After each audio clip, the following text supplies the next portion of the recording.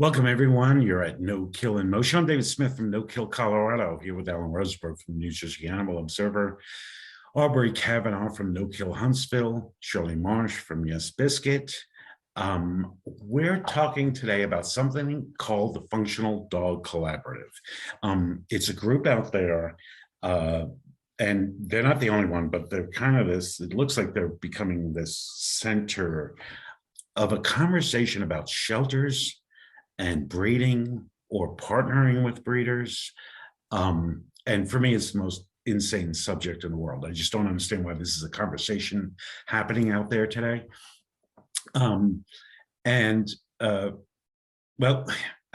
Alan, you have written about this, I think more than once already. Please look at the NewJerseyAnimalObserver.com blog if you want to learn really some of the details on there that Alan has put out there. Alan, when I first saw your blog, and I even posted this on there, I know you. I know you wouldn't lie. I was looking at the quotes that you said was said, and I'm like, no, wait, I've got to look that up. And I looked it up, and I knew, I'm like, Alan wouldn't lie, and there they were. And I'm like, how are people saying this out loud? Kennels may be full, but it's nearly all the same type of dog. In most areas, it's pity type. So, individual dogs don't matter. It doesn't matter. Then they're gone. Many or most dogs have significant medical or behavioral issues, such as needs to be the only dog, need experienced owners, no kids, trying to make it that animals are broken out of shelters. I mean, the things that they're saying are the things we've been fighting for 10 years that we proved are not true over and over and over again. And they were actually, some of them were fading away, and now they're not. So Alan, I'm just going to let you take it from here because you wrote the blog, and then I think the others can comment on what you have to say here. Thanks, David. So let me be real here. This idea of shelter breeding is the biggest threat companion animals have faced in 50 years. And I'm not being hyperbolic in saying that. In 1973, animal shelters in this country are estimated to have killed 14 million dogs and cats annually. Currently, that figure is under 1 million dogs and cats annually. Why did that decrease happen? Largely because of people, for the most part, almost overwhelmingly spaying and neutering their animals, and people choosing to adopt rather than buy animals. In 1973, almost all animals were intact, and almost all animals were bought from breeders or backyard breeders or whatnot. So this group called the Functional Dog Collaborative is a coalition of breeders or people who like to buy their animals from breeders, high kill shelters that would rather sell designerly bred dogs rather than save the animals that need their help that come through their doors, and militant dog trainers that come from like that Sue Sternberg school, where they view almost all dogs in shelters and the public that are in the homes of the public to be broken and dangerous, and they want to replace them with what they call small and fluffy dogs and starter dogs and family-friendly dogs, which are the ones they like. So it's this really dangerous combination of people that want to put forth this idea of breeding of shelters, helping breed animals. And when we're talking about this is not like, oh, shelter is going to encourage, a few dogs to be bred on the side. We're talking about breeding millions of dogs a year. They presented for a day, an entire day at the HSUS Expo conference in April, and they had this sheet that calculated how many dogs that shelters should breed, and it literally was millions of dogs every year. And when you look at what they're trying to do, it's really destructive, because what they're trying to do is they're trying to tear down the two pillars that resulted in that massive increase or decrease in shelter killing, which was spay, neuter, and adoption. So for example, I'm going to quote direct quotes from their presentation at the HSUS conference.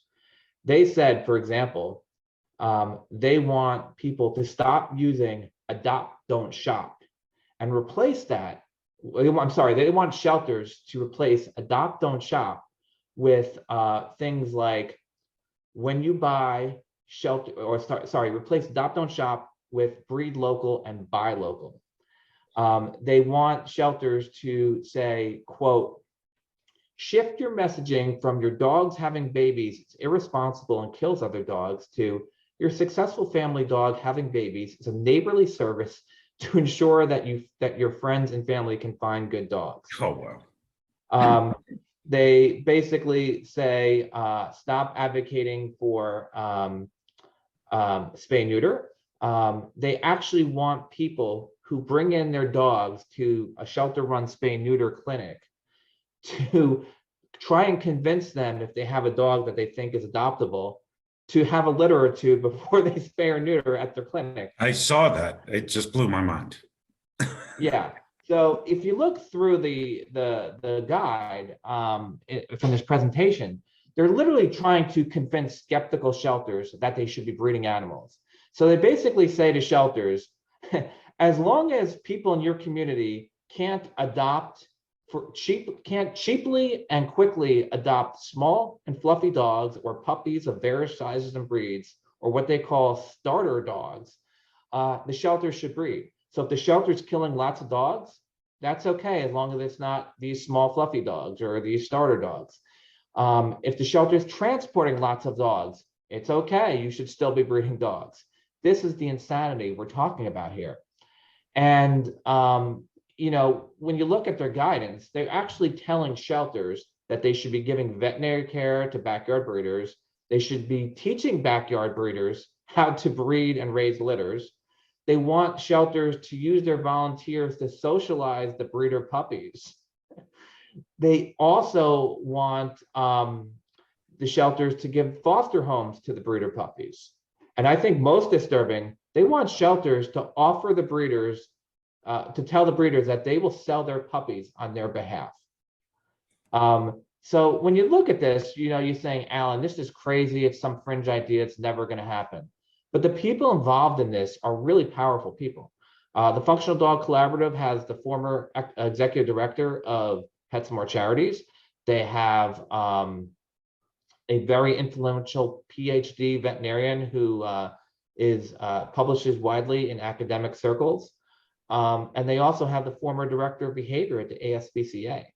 And sadly, groups like HSUS, which is the largest animal welfare organization, gave them an entire day presentation at their conference to sell this idea. And even Austin Pets Alive gave them, I think, 3 different sessions on their weekly Zoom meetings that are widely attended to sell this idea. So this is a very dangerous idea. And if we don't, we don't have to just fight against this, we have to destroy this idea. Because if this idea takes hold, we will end back in a place of the 1970s where 15 million dogs and cats are killed every year, and we can't go back there. I don't think we can go back to that either. Aubrey, your thoughts?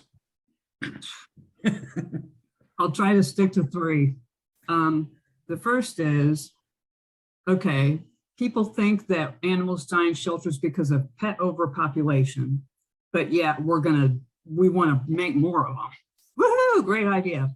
And we know that's not the case. I mean, there's a difference between pet overpopulation and a shelter that is overpopulated, a shelter that has too many animals. That's number one.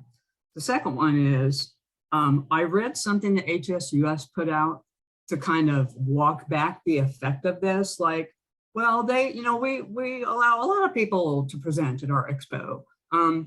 They gave this group a platform, not for 5 minutes, not for 5 hours, but a whole day.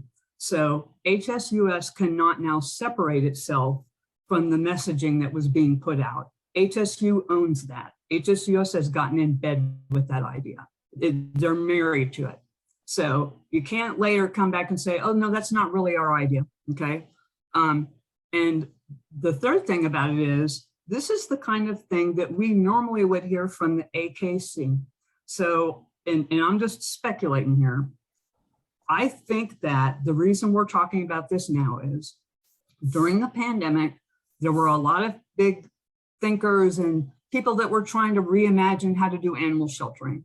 And I think that some of their ideas became so far removed from the lane in which we've been traveling as advocates for so many years. They took a detour and they went off into the wilderness and started proposing some really counterproductive ideas that had nothing to do with the no-kill movement and keeping shelter animals alive. And I think that that detour was like opening the door for someone to go, hey, let's suggest this and see what they do. And I think that that's exactly what happened. I think that when you move too far away from what our goals have been for decades, and you start entertaining ideas that people at a glance would say, oh no, that's crazy. Nobody could be serious about that. I think it opens the door for just this type of thing that Alan is talking about. So I think that we have some of our big thinkers to thank for the fact that we're even having this conversation. It should have been shut down from the get-go. And I know we had another panel discussion about this. And I'll say now what I said then, no, no, no, should never, ever happen. Like we talked about before, shelters are not an acquisition source for animals for the public. Shelters exist to balance public safety with animal welfare to find those animals in need a new home. All right, Shirley, you're right. Sure, Shirley, I want to give you some time. We'll run along, but what are your thoughts here? Well, I'm coming from a perspective of someone who is pro home-based breeders, and I am opposed to this. So hopefully that tells you something. The presentation that they gave, I think I saw one reference to the word healthy in there. That topic, the topic of health in breeding dogs, is enormous. And they just mentioned once, I think, that if they have a healthy dog, they should breed it. What are going to be the standards for determining what a healthy dog is? I mean, are they going to do veterinary testing, and how extensive is the testing going to be? Are they going to do, for example, if the dog is of a breed or primarily of a breed that has a greater than average disposition to disease X, are they going, and there's a DNA test available for disease X to see if they're a carrier, are they going to do that? Are they aware of all these tests that are available? How are they going to find dogs to breed to each other and making sure that they both have all of these tests? Or is that a consideration? I don't know. It's just the idea that we would encourage, people to breed dogs under this kind of a plan where, they're saying, well, we'll help you sell the puppies. When do you want the puppies? When should the puppies be taken away from their mother? My vote would be never. They shouldn't be taken away until they're ready to go to their new home, not to go into a shelter or not to, I don't even know what the ideas are, but it just sounds so crazy to me. And it is not anything to be looking at doing on a massive scale, like what Alan found that they were talking about in the presentation. It's sort of the opposite of where we would want to go in any talk of breeding animals.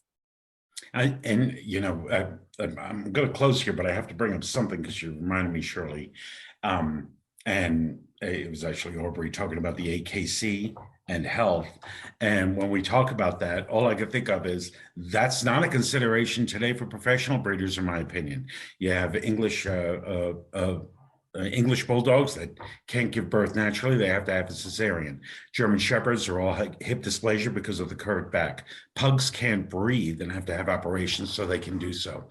Every St. Bernard I had has, early onset hip dysplasia. The health is already not a consideration in most professional breeders, in my opinion, and it's actually doing terrible things to a lot of breeds. the list goes on. As I knew that this was going to be a little longer than usual. Thank you for all staying today. We're going to stop now. This is No Kill in Motion. I'm David Smith from No Kill, Colorado, with Shirley Marsh from Yes Biscuit, Aubrey Kavanaugh from No Kill Huntsville. I'm really, really thrown off by this subject. I can barely speak. Alan Rosenberg, thank you. Your blog was great. Go see the New Jersey Animal Observer blog on this. I'm sure he'll write more about it. We'll see you next week. Thank you for joining us.